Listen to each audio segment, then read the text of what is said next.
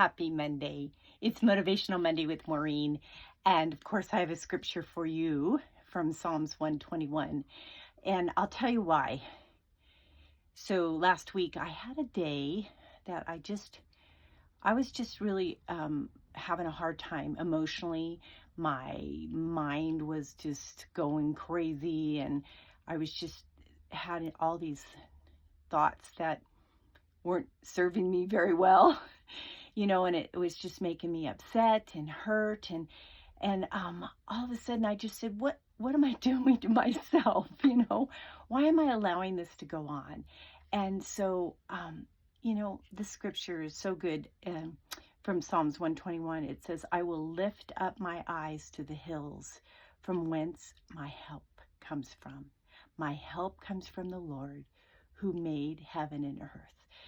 I just simply, sometimes when you get yourself in that kind of a state, you forget that, where's your help? I tend to try to do things on my own, but I'm learning and I'm trying to look to the Lord for everything. That's where my help comes from. So I simply said to him, Lord, I'm having a hard time. Would you help me?